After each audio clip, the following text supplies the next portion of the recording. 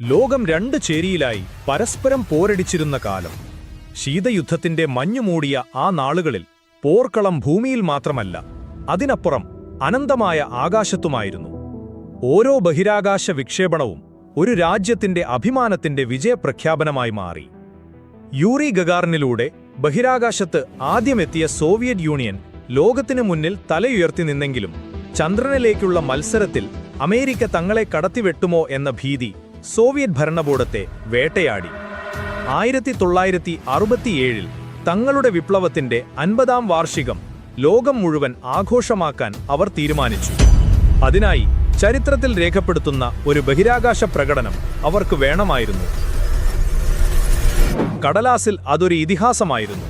Soyuz 1 എന്ന പുത്തൻ പേടകത്തിൽ Vladimir Komarov പറന്നുയരും. പിന്നാലെ മറ്റൊരു പേടകത്തിൽ സഹയാത്രികരും. ആകാശത്ത് വെച്ച് അവർ പേടകം മാറിക്കയറി പുതിയ ചരിത്രം കുറിക്കും. പക്ഷേ ആ സ്വപ്ന പദ്ധതിയുടെ പിന്നിൽ മരണത്തിന്റെ ഒരു നിഴലുണ്ടായിരുന്നു. വ്ളാഡിമിർ കൊമറോവ് വെറുമൊരു സഞ്ചാരിയായിരുന്നില്ല. അതിവിദഗ്ധനായ എഞ്ചിനീയർ, അനുഭവസമ്പന്നനായ പൈലറ്റ്, അതിലുപരി യൂറി ഗഗാറിൻ എന്ന ഇതിഹാസത്തിന്റെ ആത്മസുഹൃത്ത്.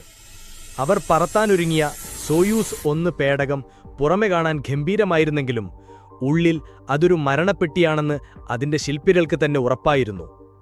രാഷ്ട്രീയ സമ്മർദ്ദം കാരണം തിടുക്കത്തിൽ പണിതീർത്ത ആ പേടകത്തിന് 200-ലധികം ഗുരുതരമായ പിഴവുകളുണ്ടായിരുന്നു. അത് പറത്തുന്നത് ആത്മഹത്യയ്ക്ക് തുല്യമാണെന്ന് കൊമറോവിനും അറിയാമായിരുന്നു. ഈ യാത്രയിൽ നിന്ന് പിന്മാറാൻ കൊമറോവിന് കഴിയുമായിരുന്നു. പക്ഷേ അദ്ദേഹം പിന്മാറിയിരുന്നെങ്കിൽ പകരക്കാരനായി പോകേണ്ടിയിരുന്നത് യൂറി ഗഗാറിനായിരുന്നു. രാജ്യത്തിന്റെ വീരപുത്രനായ, താൻ പ്രാണന് തുല്യം സ്നേഹിക്കുന്ന കൂട്ടുകാരനെ ആ മരണയന്ത്രത്തിലേക്ക് തള്ളിക്കയറ്റാൻ കൊമറോവിന്റെ മനസ്സ് അനുവദിച്ചില്ല. ഞാൻ ഈ യാത്ര വേണ്ടെന്ന് വെച്ചാൽ അവർ യൂറിയെ അയക്കും.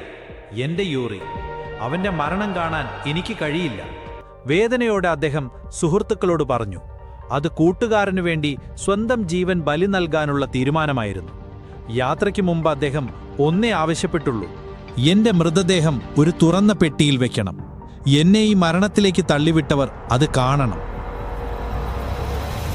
1967 ഏപ്രിൽ 23 മരണത്തിലേക്കാണ് പോകുന്നതെന്നറിഞ്ഞിട്ടും ഒരു ഭാവഭേദവുമില്ലാതെ കൊമറോവ് സോയൂസ് 1 നടന്നുകയറി.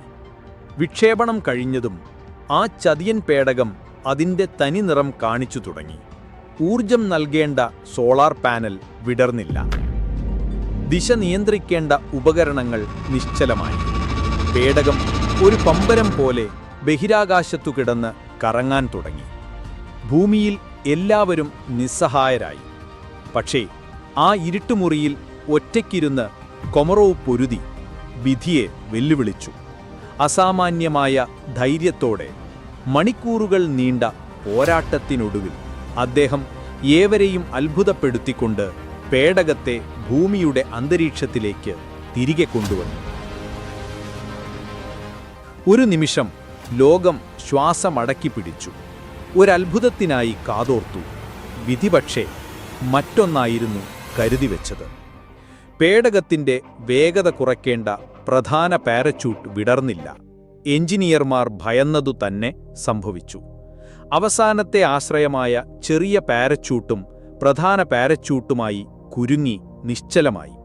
പിന്നെ ലോകം കണ്ടത് ഒരു തീഗോളമായിരുന്നു. നിയന്ത്രണമില്ലാതെ മണിക്കൂറിൽ 100 കണക്കിന് കിലോമീറ്റർ വേഗതയിൽ സോയൂസ് 1 ഭൂമിയിൽ വന്നിടിച്ച് തകർന്നു. അവശേഷിച്ചത് ഉരുകിയൊലിച്ച ലോഹകഷ്ണങ്ങൾ മാത്രം.